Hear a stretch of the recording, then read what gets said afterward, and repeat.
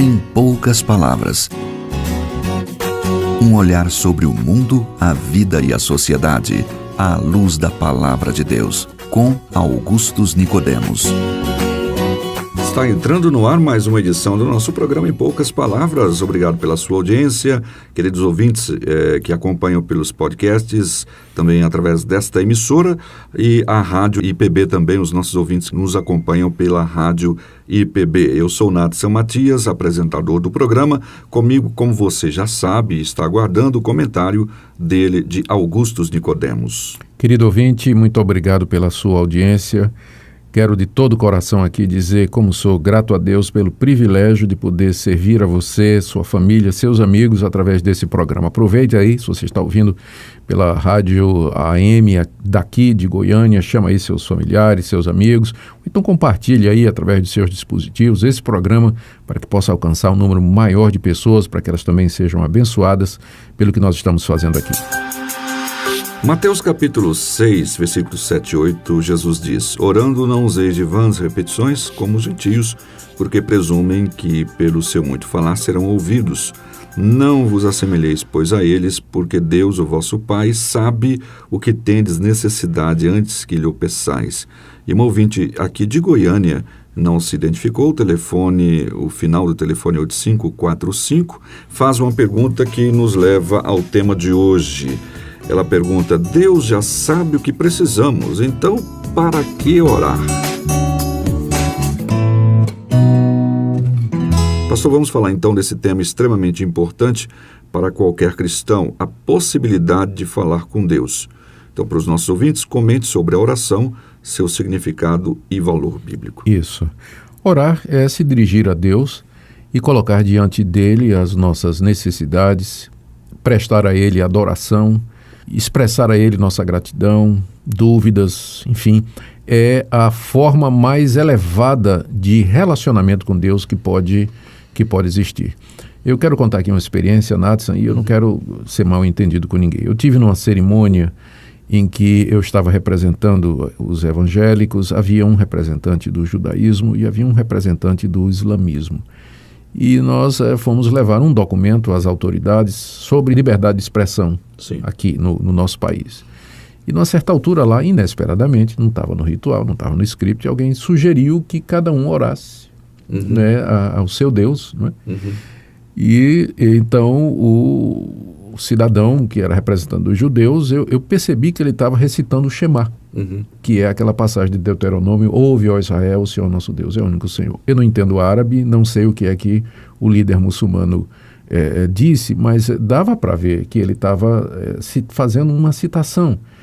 E eu percebi como os cristãos eles estão muito mais acostumados a se relacionar com Deus. Porque naquela hora eu tive a oportunidade de orar pelo presidente da Câmara de Deputados que estava nos recebendo, de interceder pelo nosso país e me senti na própria presença de Deus, falando com o Criador de todas as coisas, enquanto que aqueles amigos, eles pareciam, assim, Deus parecia muito distante deles, né? Eu posso estar errado na minha avaliação, mas foi o que eu senti na hora. Sim.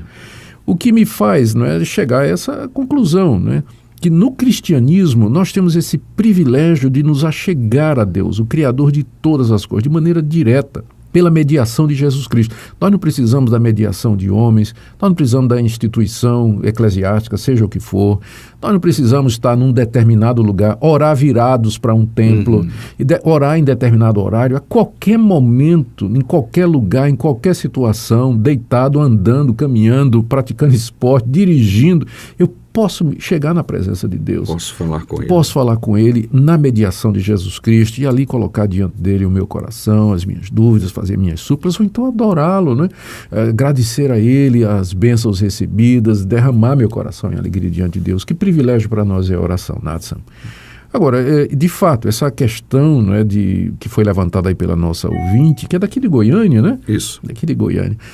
De que se Deus já sabe, não é, do que nós temos necessidade, né, então por que orar? Essa questão é uma questão muito antiga, né? E a verdade é que a Bíblia não dirige, a Bíblia não procura resolver essa questão. Ela não nos dá nenhuma resposta para essa pergunta. O que a Bíblia faz é apresentar essas duas realidades. Ou seja, primeiro, a necessidade de orar. Então, isso é muito claro na Bíblia. O tempo todo ela está recomendando isso. O tempo todo, olha, veja só como é que a Bíblia recomenda a oração. Primeiro, Jesus contou várias parábolas, especialmente aquela da viúva, que vai bater na porta do juiz, né? Insiste, e diz, olha, julga meu caso, e o juiz diz, não quero, e de tanto a viúva insistir, então o juiz acaba finalmente atendendo, e Jesus disse, assim meu Pai também fará com vocês. O próprio Jesus disse, pedi, dá-se-vos-á, buscai e achareis, batei e abri-se-vos-á. E ele faz uma comparação. Qual é o pai que, se o filho pedir um pão, vai dar uma pedra, ou pedir um peixe vai dar uma serpente. Não é? Assim também o Pai Celeste dará coisas boas a quem o pedir. Não é?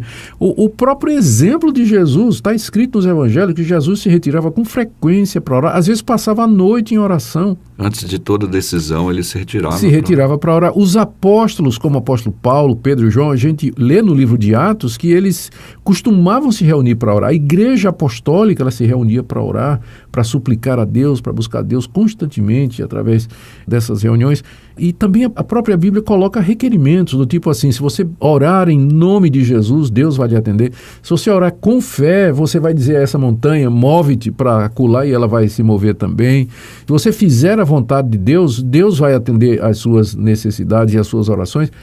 Então, é muito claro na Bíblia que nós devemos orar, devemos buscar a Deus o tempo todo. Inclusive, Jesus, quando da ressurreição de Lázaro, ele disse, olha, obrigado, o Senhor, Pai, me ouviu. Aliás, o Senhor sempre me ouve. E mesmo assim ele estava orando. Excelente ilustração, né? Ele sabia que o Pai escutava o tempo todo e mesmo assim ele orou ao Pai, não é? Antes de trazer Lázaro de volta para a vida. Então, a Bíblia está cheia de exemplos, cheia de ilustrações, cheia de orientações sobre a questão da oração, nos encorajando o tempo todo a buscar a presença de Deus e colocar diante dele as nossas necessidades. Agora, essa mesma Bíblia, ela vai também dizer que Deus não somente sabe de todas as coisas, mas como Ele também quis que estas coisas acontecessem. Deus está no controle de tudo. Ele não é apanhado de surpresa de momento nenhum. E também porque Ele é o que Ele é, imutável, Deus não muda de vontade, não é? O querer dele é firme. Lá no profeta Malaquias está dizendo, né, que Deus ele é imutável, Ele não muda, não é? Ele não altera o seu pensamento, Ele não, assim, pensa melhor e resolve voltar atrás naquilo que ele já tinha resolvido. Refaz os seus planos, né? Ele não refaz. Não, então Deus é absolutamente soberano no controle do universo, na orientação de todas as coisas. Ele não somente já sabe de tudo, né? Mas nada acontece sem a sua vontade. E aí vem a questão de, por exemplo, passagens como aquela você lembra do rei Ezequias, né, lá no Antigo Testamento. O profeta Isaías foi mandado por Deus ao rei Ezequias e disse assim diz o Senhor, você vai morrer, coloque em ordem a tua casa, porque morrerás e não viverás. Chegou o tempo. Aí Ezequias, em vez de fazer o testamento dele, ele simplesmente se virou para Deus, não é? Diz lá no leito da sua enfermidade, ele estava doente, e ele suplicou a Deus, ele disse, Deus, eu procurei te servir a vida toda, lembra-te de mim, tem misericórdia de mim. Aí Deus mandou Isaías voltar. Isaías já estava saindo do palácio, né? Deus manda Isaías voltar e diz, olha, eu ouvi a tua oração, vou te dar 15 anos de vida. Aí a gente pergunta, mas puxa vida, né? Como é que combina então isso? Se Deus já tinha determinado todas as coisas, Deus agora mudou de ideia. Primeiro ele diz que Ezequias vai morrer. Ezequias ora e muda os planos de Deus. Muda a ideia dele. Não é bem isso. O plano de Deus desde o começo era esse mesmo. Né? Era ensinar a Ezequias o quanto ele dependia de Deus, era mostrar como Deus recompensa a fidelidade, mostrar a misericórdia de Deus e também que Deus está disposto a atender a oração. Então, de uma forma, Nathan, que é misteriosa para nós, que foge à nossa compreensão, as nossas orações de fato são ouvidas por Deus e Deus as responde. Mas tudo isso dentro do desígnio eterno dele, concebido antes da criação do mundo, lá na eternidade. Deus já tinha planejado todas estas coisas.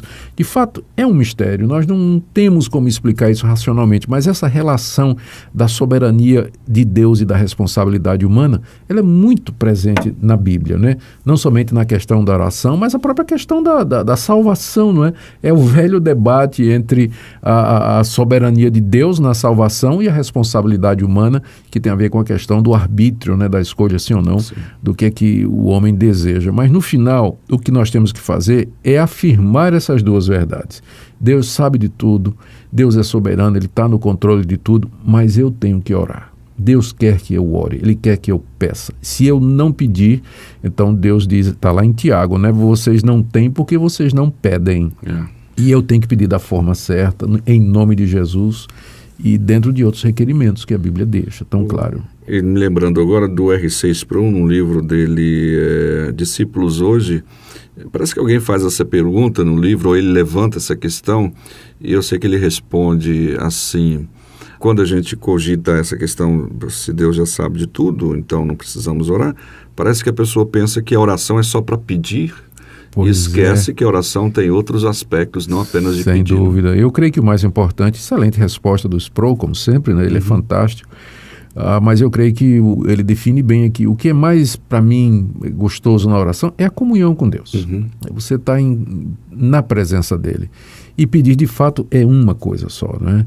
Nós ali podemos adorá-lo, podemos servi-lo espiritualmente, nos regozijar nele, ter comunhão com o Pai, com o Filho e com o Espírito Santo na oração. De fato, essa é a essência de tudo. Que bênção, né? Que Deus nos leve cada vez mais aos pés da oração, né? Chegarmos a Ele por meio da oração. Nós vamos ouvir uma música que fala sobre isso e daqui a pouquinho a gente está de volta.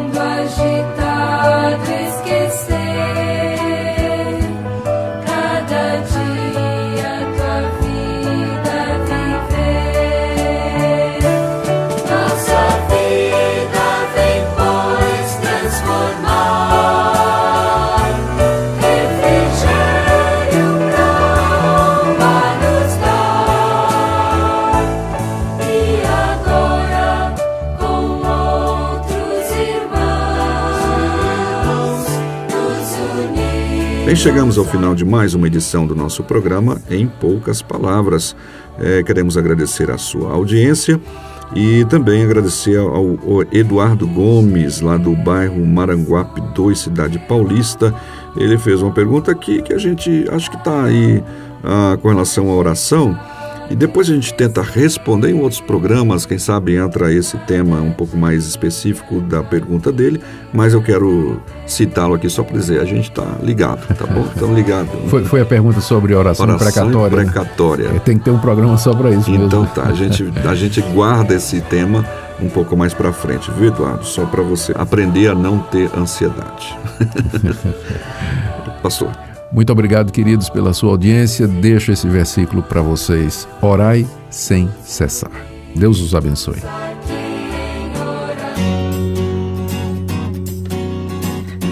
Em poucas palavras. Um olhar sobre o mundo, a vida e a sociedade, à luz da Palavra de Deus. Apresentação, Nadson Matias. Comentário, Augustus Nicodemos. Um programa da Primeira Igreja Presbiteriana de Goiânia, Rua 68, esquina com 71, Centro. Visite o nosso site www.pipg.com.br. Apoio Seminário Presbiteriano Brasil Central, Goiânia.